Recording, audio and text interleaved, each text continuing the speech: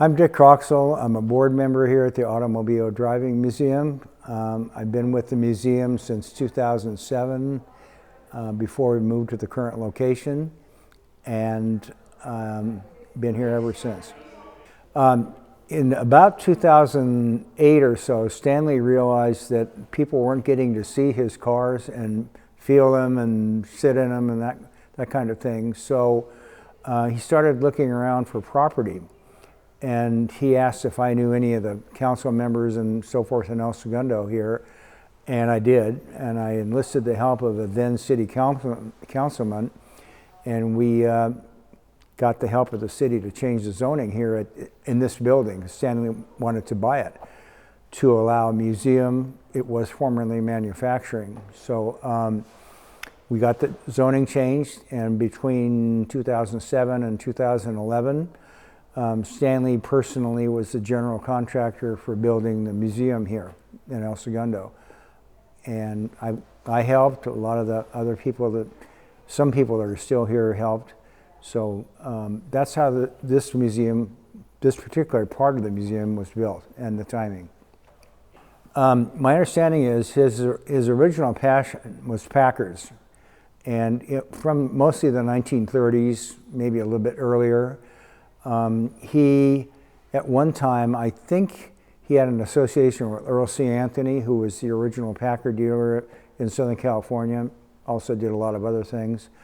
And he collected mostly Packards up until the 60s, 70s, and then started collecting other kinds of cars. So this museum was very Packard-centric for a long time. In fact, we had a whole row of dedicated to Packards, and all the way from the 1916 here through 1958, which was really a Studebaker Packard hawk. And most of the cars in the museum at the time were also 30s cars. So his interest was in those cars primarily. But as a lot of his friends passed away or were no longer around for other reasons, and the Packard community kind of shrunk, Stanley started to move out into other cars. And before we left the original facility, there were probably 80% Packards, and then things like Thunderbirds and other cars. And when we moved down here, all of that collection came, and it was driven by, we drove all the cars down here from West LA using Peterson docents. I was still at the Peterson at the time, and we drove all the cars down, positioned them, and from there, Stanley's hobby became looking on the internet for opportunities to buy other cars. So almost all of the cars in here, with some exceptions, were purchased by Stanley at one time or another. Most of them were donated to the museum, but he could only donate up to the level of the public donations or something close to that per year. So as a result, we don't own all of the cars here at the museum. And at that time also, some of us realized that, hey, people aren't interested in Packards and 30s cars as much anymore. So we did start to move the collection in an era sense away from the 30s and more toward the current center of gravity, which is now really 50s, 60s, 70s, 80s, and even beyond. So the collection has radically changed. We don't have all of the Packards anymore. We've got a few of them, but not the whole gamut from 1916 to 1958. Okay, so that was a product of Stanley's desire to have people really experience the cars, which originally they could sit in them, but at the original location, that was a collection of old car guys who came around on Sunday, and people would wander in from the outside, and they would take people for rides in them. So when he found this museum, and in this location, which is largely industrial, we have a natural route around here which is not bothered by traffic on the weekends, mostly. So then he decided that why not first he thought, let's let people drive them, because they did that up at the old location. that's a bad idea because you just don't know what you're going to get. And even with our own drivers, we have issues with certain people driving certain cars. But Stanley pursued it and said, you know what, we're going to make this a driving museum, thus the name, Automobile Driving Museum. And we've done it ever since. To our knowledge, we're the only car museum in the country that does that on a regular basis every Sunday with a portion of the collection. So that's still a unique feature that isn't duplicated anywhere else. So this is what we call the Hot Rod Garage. We had a relationship with Hot Rod Magazine maybe 3 or 4 years ago where we did a cruise-in every Friday night for Hot Rod Magazine. This whole street out here was full, and right now we're using it to stage the cars for our weekend drives that we take 3 of the collection out every Sunday for rides. Yeah. So would you like to go for a ride? Love it. Let's do it. Let's open the door and see what's available.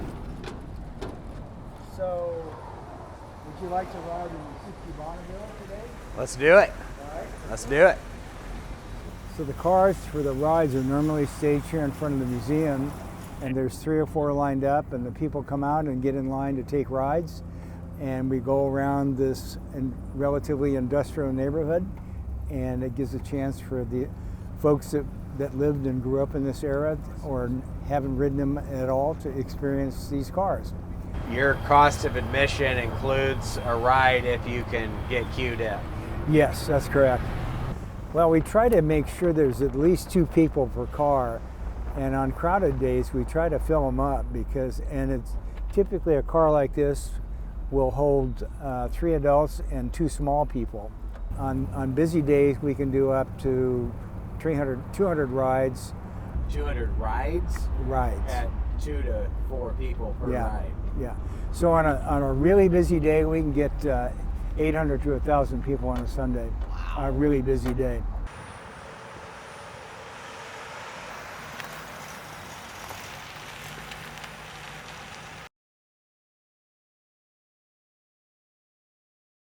Probably about 25 people or so really made this place go, this current location go.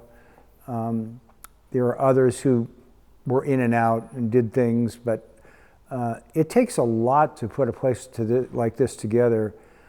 So when we first moved down here, they asked me to put together a docent team. And of course, I knew a lot of people from the Palos Verdes Concours and from working at Peterson, so I recruited a lot of those. The original 49 to 50 docents were people that I recruited from one of my former automotive endeavors. So I was the lead docent for about 5 or 6 years, and also I ran a crew that moved the cars around inside the museum, which was really fun for some of us because we got to drive all the cars, and kind of hair-raising because if you notice the display out here, the separation between the cars isn't great. And sometimes you're missing cars this much on 3 sides. So I could never get some of the guys to use their left foot on the brake and their right foot on the gas. Don't try to go gas brake when you're that far away from a 30s Packard. So running that activity was pretty fun. And now it's all done pretty much by one guy, our current collection manager and mechanic, John Van Houten. I think first and foremost, it was a huge benefit to the city of El Segundo. On the Chamber of Commerce website, it's one of the 4 major attractions listed. We've done a lot for the community and they for us. There was a time when they thought about funding the museum, but that kind of falls off the table when you're thinking about other priorities. So I think what I would hope everybody takes away, and we've got a lot of, we're really sorry you're leaving because it was such a great place to bring our family, and you guys are always so helpful and supportive. And from the car community, all I'm said, it's a great place to go. There's not very many museums around that cater to this age group, to our age group, and that can bring and sit in the cars. And so I think it's it's the ability for us to bring a really good automotive experience to the public. That they should look at Worldwide Auctioneers website, keep track of it, and make sure you know when the auction happens, because we're happy that we're with you guys, and you have such a wide audience and a big venue to sell these cars, which is probably going to attract the right people. In my mind, it's sort of like adopting a dog, that you're never quite sure what you're going to get unless you go through the organizations that are very careful about where the cars go. You guys don't make judgments necessarily on who buys the cars, but you know something about them, and the people that show up at your auction are likely to be good car people. Know that they were well taken care of, that they were all driven on a fairly regular basis, almost all of them on a fairly regular basis, that we maintained them, that we were careful with them, they were never abused, and that because we had the driving program, we had to keep them in good running order. No, it's an interesting, I've been doing this since I retired from TRW and Northrop Grumman for about 20 years. And I've done the Palace Race Concours, I've done this, and I've run a lot of car shows, including downtown El Segundo. I think it's been really rewarding. I'm sorry the museum is closing, but frankly, I've had enough car shows to last me a lifetime, and I'm glad we're able to have other people enjoy these vehicles.